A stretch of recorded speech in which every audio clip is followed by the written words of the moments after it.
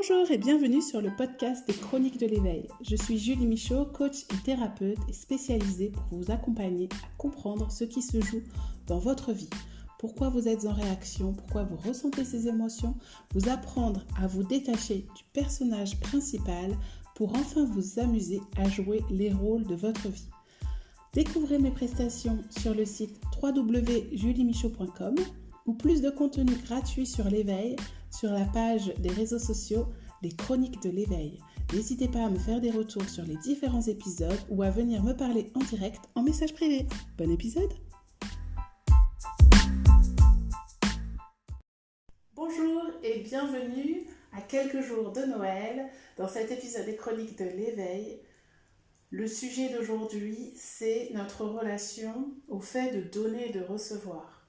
C'est un sujet que j'ai expérimenté cette semaine pour d'autres choses et c'est un sujet qui forcément fait débat sur les réseaux sociaux, notamment sur l'abondance de cadeaux, l'abondance de nourriture à table, le fait de s'obliger à acheter des cadeaux ou pas, le fait de décider de ne pas offrir de cadeaux, le fait de choisir des emballages écolos, pas d'emballage, du matériel ou de l'immatériel pour suivre ses convictions, le fait de juger les uns et les autres par rapport à ce qu'ils font comme cadeau aux autres, à leurs enfants. On va trouver tous les avis. Et moi, j'ai envie de vous dire, le seul avis à suivre, c'est celui qui vous semble juste pour vous. Vous pouvez avoir envie de couvrir vos enfants de cadeaux, si c'est ce qui est juste pour vous. Vous pouvez avoir envie d'offrir des cadeaux de seconde main, si c'est juste pour vous. Vous pouvez avoir envie d'offrir des expériences plutôt que des objets, si c'est juste pour vous. Vous pouvez préférer emballer vos cadeaux dans du tissu que dans du papier, si c'est juste pour vous. Vous pouvez choisir de faire moins de repas ou de mettre moins de choses à table, si c'est juste pour vous. Comme vous pouvez décider de mettre beaucoup de choix de plats sur votre table, si c'est juste pour vous. Je sais que je me répète avec cette phrase, mais je pense qu'on oublie vraiment cette notion d'être en conscience avec ce que l'on choisit de faire et ce que l'on choisit d'être. On est constamment en train de juger ce que fait l'autre et ce que l'on devrait faire. Alors, ce n'est pas le sujet de mon épisode, je pense que je vais en parler après, dans un autre épisode, mais l'invitation du jour, c'est quelle expérience je vis dans ma relation au don, que ça soit à Noël ou à un autre moment. Je vous parle de ça parce que j'ai constaté que j'étais souvent en colère ou frustrée quand je donnais aux gens du temps, un objet précieux par exemple, précieux pas forcément financier mais sentimental, et que je prenais conscience que la personne en face à qui je faisais don de mon temps, de mon énergie, de mon argent ou d'un objet, eh bien ne prenait pas la mesure de la valeur de ce que je lui accordais.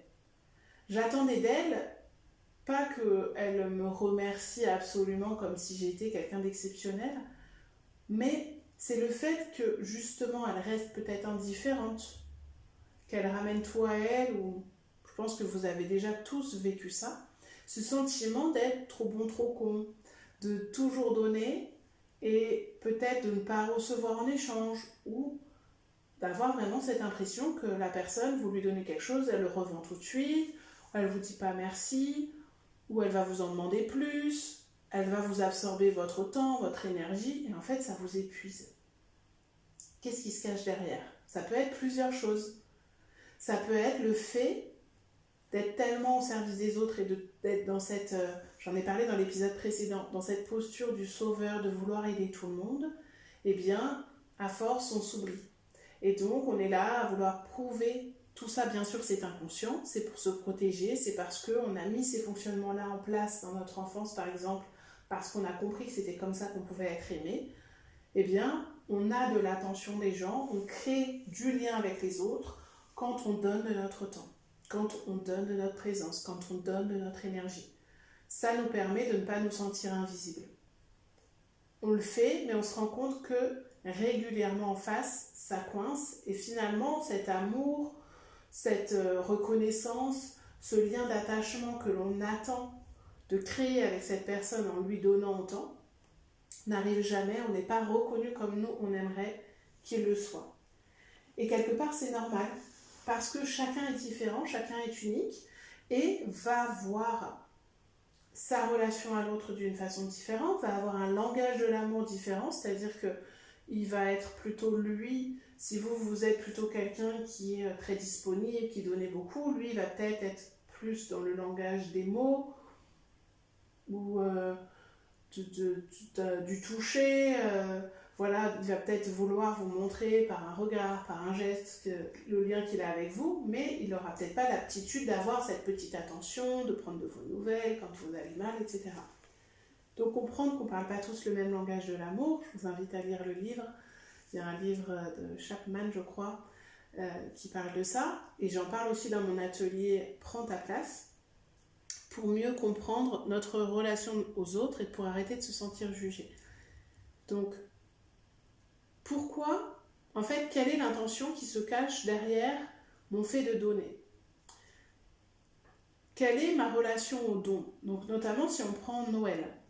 Est-ce que pour moi par exemple, j'adore ce sentiment, cette sensation d'être dans les magasins et d'être dans cette recherche de trouver quelque chose que la personne va aimer ou qu'elle va être touchée par ça. Donc c'est vraiment dans le ressenti de moi de lui offrir, mais surtout de voir son émotion quand elle va recevoir le cadeau.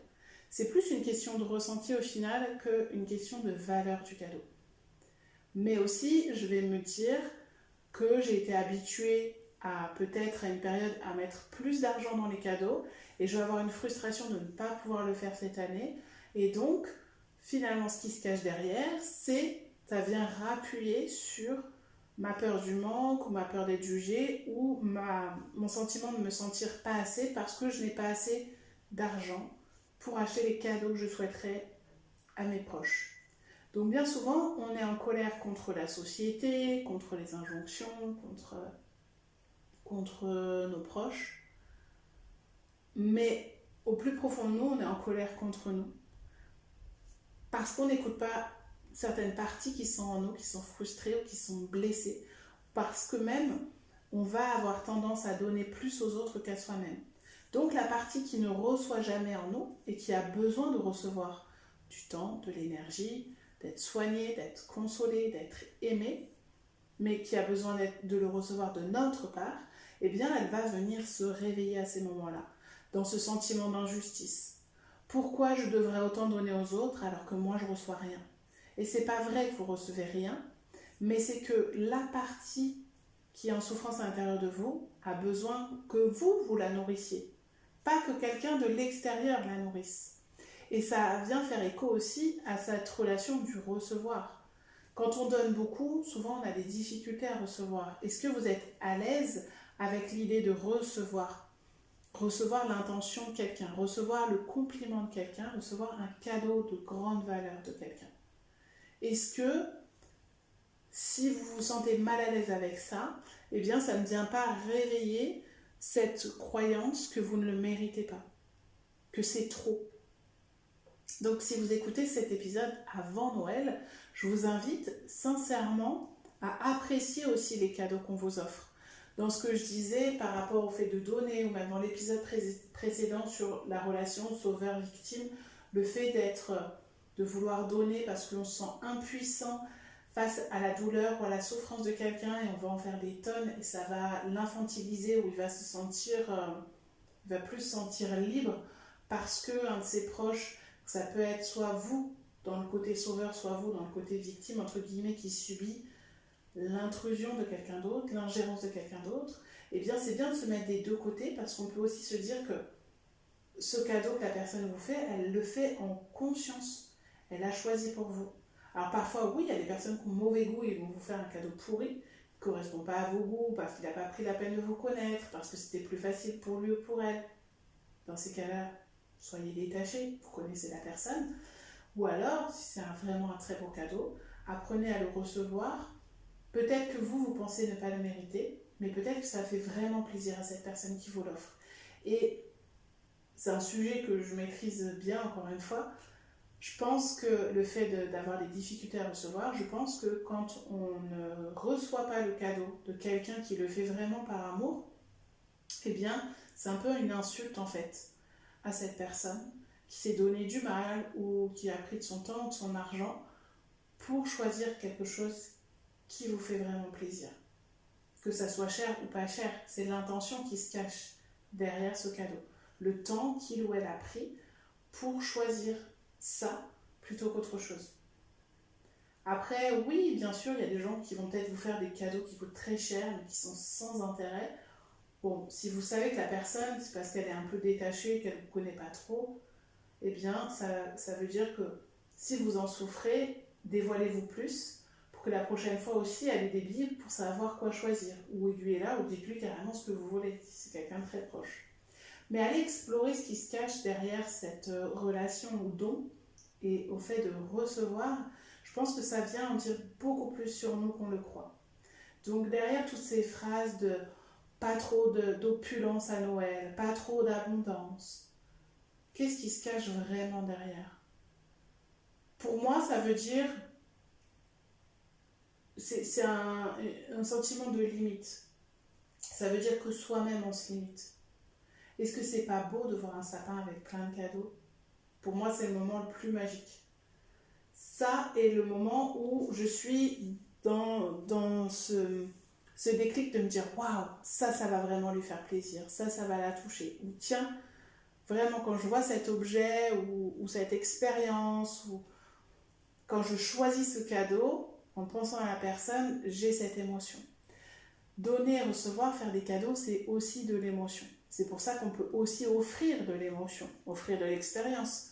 Je vous rappelle que je propose des bons d'achat, des chèques cadeaux si vous voulez offrir un massage. Offrir un massage en soins énergétiques. Moi, j'ai souvent offert des massages parce que c'est l'occasion d'offrir à quelqu'un un moment pour lui. Offrir un concert, c'est un moment de partage, c'est un moment de culture. Ce sont des souvenirs qu'on offre. Donc ça a quelque chose de magique aussi. Donc la question, c'est pas vraiment est-ce que je dois offrir 1, 2, 3 cadeaux, est-ce que je dois mettre 5, 10, 100, 1000 euros. La question, c'est quelle est mon intention? Est-ce que c'est juste d'offrir quelque chose qui a plus de valeur sentimentale ou financière à quelqu'un à qui ça nous fait vraiment plaisir d'offrir un cadeau et d'offrir quelque chose de moins de valeur à quelqu'un avec qui on a moins d'affinité? Est-ce qu'on est en accord avec ça ou est-ce qu'on s'oblige à faire des cadeaux de même valeur ou le même nombre de cadeaux à tout le monde? Vous voyez, il y a plein de choses qui vont se cacher derrière parce que si j'ai très envie d'offrir beaucoup à ma sœur avec qui je suis très proche, mais très peu à mon frère parce que je suis moins proche, qu'est-ce que ça vient dire de moi? Est-ce que ça vient dire, c'est un exemple que je donne, est-ce que ça vient dire que je vais m'interdire de le faire par convention parce que j'ai peur que l'un sache que j'ai donné plus qu'à l'autre, que j'ai peur qu'il me juge? Ça, je dis frère et sœur, ça peut être père et mère, etc. Ou est-ce qu'à un moment donné, je peux écouter aussi ce qui est juste pour moi? Et j'ai très envie cette année d'offrir à ma cousine ou à cette amie qui a été vraiment proche de moi, qui m'a encouragée, qui m'a aidée, qui a été là pour moi. Est-ce que je peux décider, eh bien, de lui offrir un cadeau plus gros et de faire moins pour les autres? Parce qu'au final, j'ai pas envie à eux de leur faire spécialement un cadeau, j'ai pas envie de me casser la tête parce que je sais qu'à l'inverse, ils vont pas se prendre la tête non plus.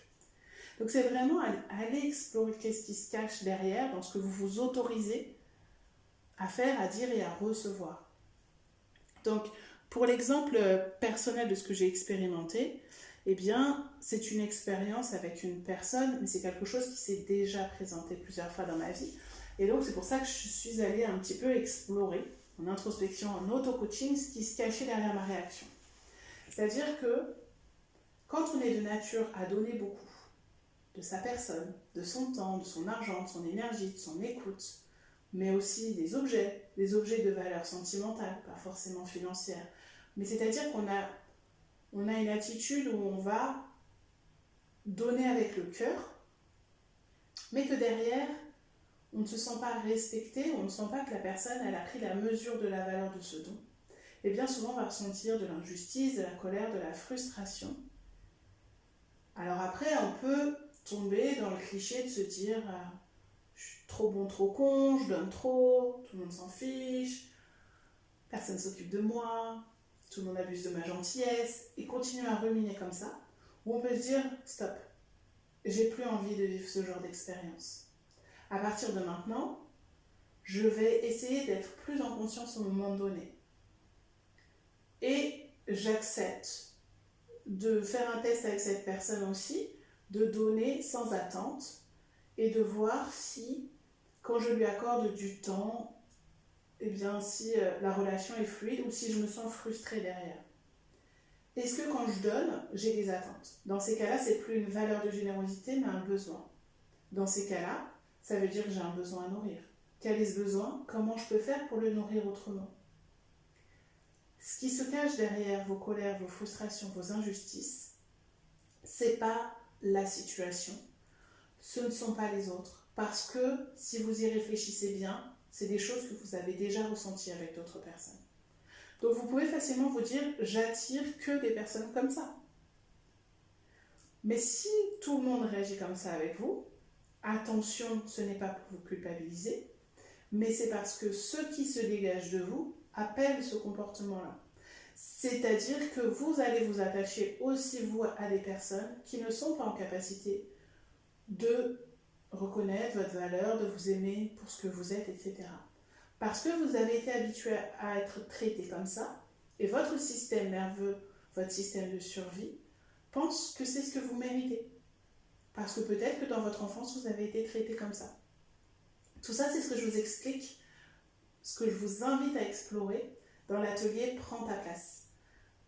C'est vraiment d'aller explorer comment je me sens quand je suis avec les autres, donc comment j'ai l'impression qu'ils me considèrent. Est-ce que j'ai l'impression d'être une enfant, d'être une ado ou d'avoir une relation d'adulte? Quelle est ma posture? Comment j'ai vécu étant enfant?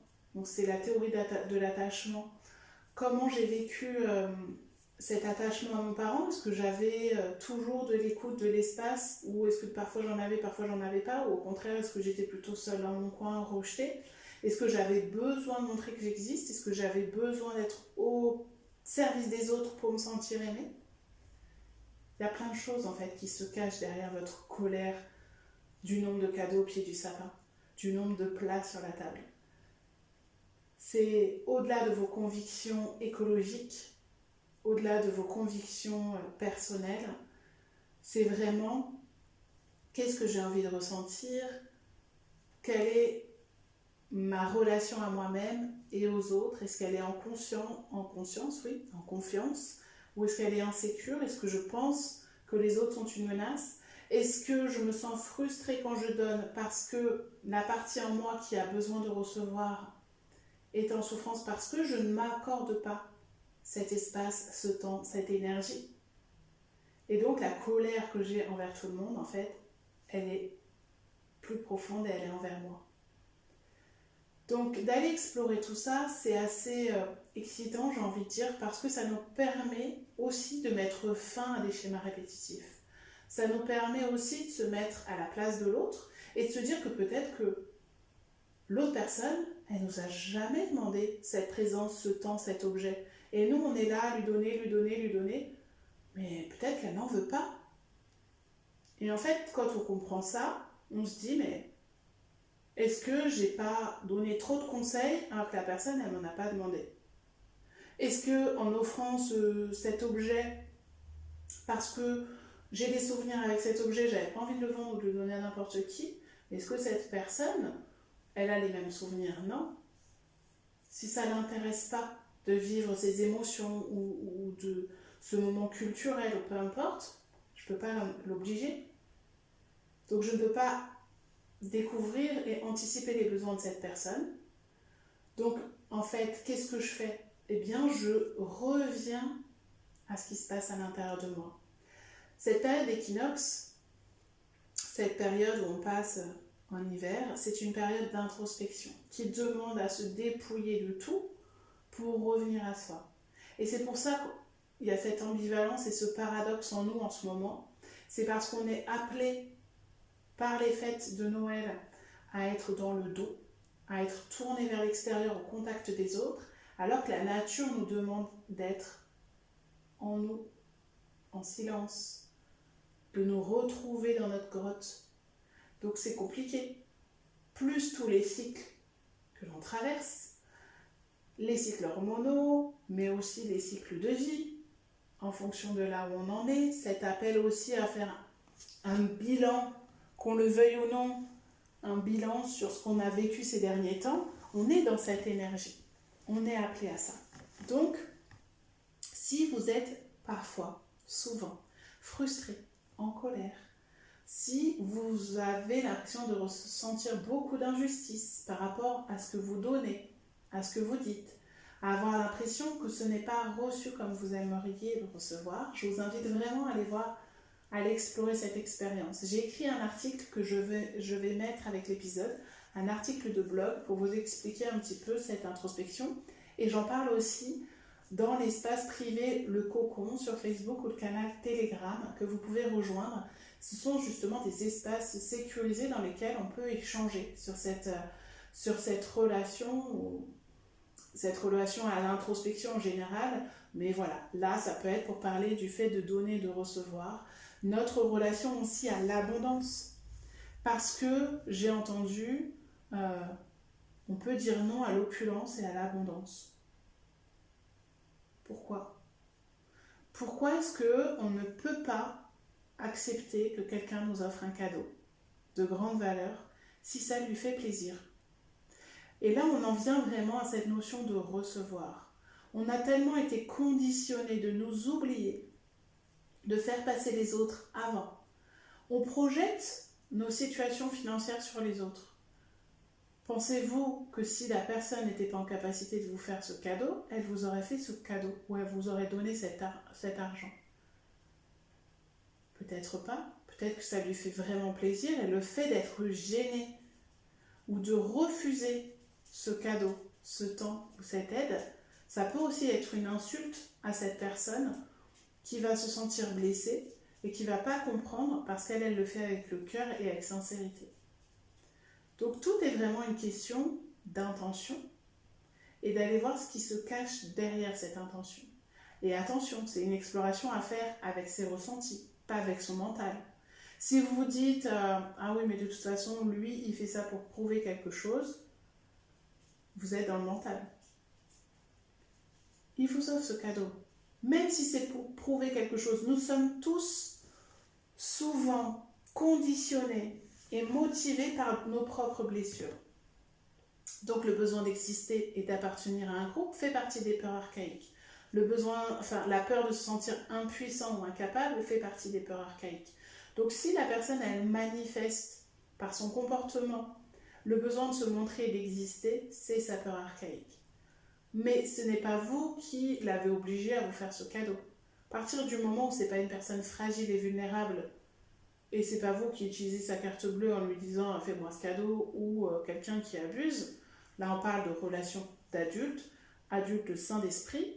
Si cette personne, ça lui fait plaisir de passer autant de temps ou de dépenser autant d'argent, eh bien, apprenez à accepter ce cadeau.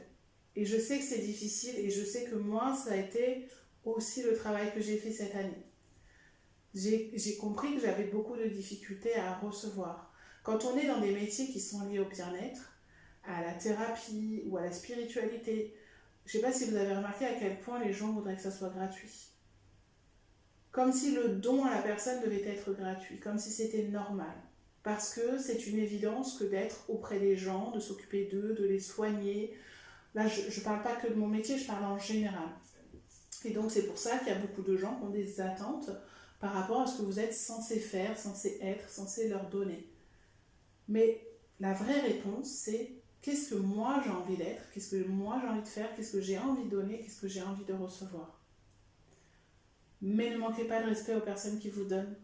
C'est-à-dire que si on vous donne quelque chose et que vous n'avez pas envie de l'accepter, parce que ça ne vous plaît pas, eh bien soyez discret. Si vous voulez le revendre ou vous le redonner. Après, en fonction du lien que vous avez avec cette personne, vous pouvez aussi apprendre à lui dire non, ça ne m'intéresse pas, merci. Je parle en général, je ne parle pas forcément du cadeau de Noël. Je connaissais quelqu'un qui échangeait systématiquement les cadeaux de Noël que lui faisait son mari. Moi, ça m'a toujours choquée. Mais en même temps, est-ce que c'est une façon de se respecter et de dire tu ne me connais pas assez, je ne vais pas te garder quelque chose qui ne me plaît pas, et donc je fais le choix d'aller choisir ce qui me plaît. Peut-être. Je pense que nos comportements ne doivent vraiment pas être conditionnés par ce que les autres pensent, parce qu'il y a des gens qui rêvent d'une grande table avec beaucoup de monde autour, beaucoup de choses à manger et à boire sur la table, qui se régalent de donner tout ça. Qui, oui, vont peut-être économiser toute l'année pour pouvoir recevoir leur famille. Parce que pour eux, c'est la création de souvenirs magiques. Et c'est vrai que si on repense à nos enfances, on ne se rappelle pas forcément de ce qu'on a mangé, mais on va se rappeler des gens avec qui on était, on va se rappeler de l'ambiance de ces Noëls.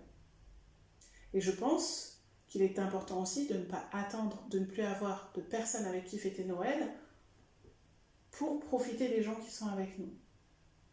Mais on n'est pas obligé de s'obliger à supporter certaines personnes, on peut couper court à certaines conversations, on peut se rapprocher de certaines personnes avec qui on a plus d'affinité.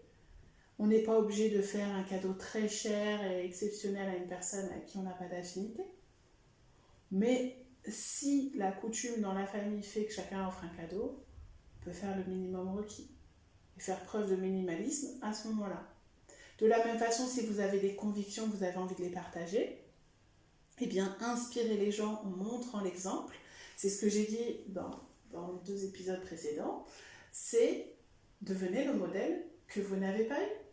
Si vos parents sont plutôt dans la surconsommation, pas trop dans l'écologie, eh bien, emballez vos cadeaux comme vous aimeriez les recevoir. À la limite, proposez éventuellement de gérer certains repas à Noël, de ne pas les... S'ils veulent tout gérer, acceptez aussi que ça soit leur norme à eux. Et vous pouvez parler d'une amie qui fait Noël de telle façon pour les inspirer. Et vous allez peut-être semer des graines. Mais on ne peut pas obliger les gens à penser comme nous. On ne peut pas obliger les gens à faire comme nous. On peut les inspirer simplement en incarnant nos convictions, nos valeurs, ce que nous sommes. Et sans s'obliger de faire quoi que ce soit. Mais je pense qu'il est aussi juste et important aujourd'hui, de plus en plus, de respecter aussi le choix des autres. Et d'arrêter d'aller critiquer les gens qui offrent beaucoup de cadeaux ou pas de cadeaux. Les gens qui mangent beaucoup ou qui ne mangent pas. Les gens qui sont en famille, les gens qui ne le sont pas. Les gens qui sont très nombreux et les gens qui sont seuls à l'autre bout de la France, l'autre bout de la terre, peu importe. Et plutôt s'intéresser justement à des personnes qui peuvent être seules et se sentir isolées au moment de Noël, et donc dans ces cas-là peut-être les aider si elles en ont vraiment envie, et les inviter si ça leur fait plaisir. Mais je pense que c'est vraiment un moment magique en fait, on se rend compte, les gens ont encore envie de cette magie de Noël malgré tout ce qu'ils disent. Les films de Noël ne cartonneraient pas autant si on n'avait pas envie d'un peu de magie.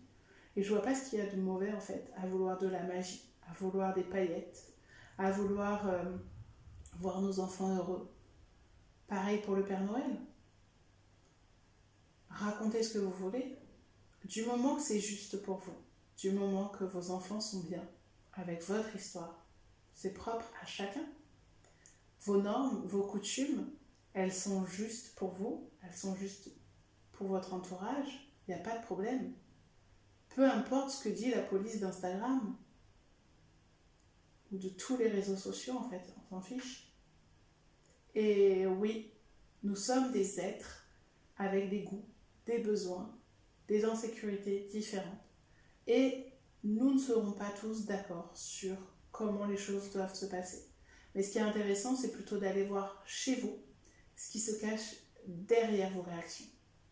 Donc je vous invite vraiment à profiter aussi de ce moment qui prend beaucoup de temps à préparer mais qui passe très vite. Et puis à vous dire, est-ce que j'en ai vraiment envie de ça ?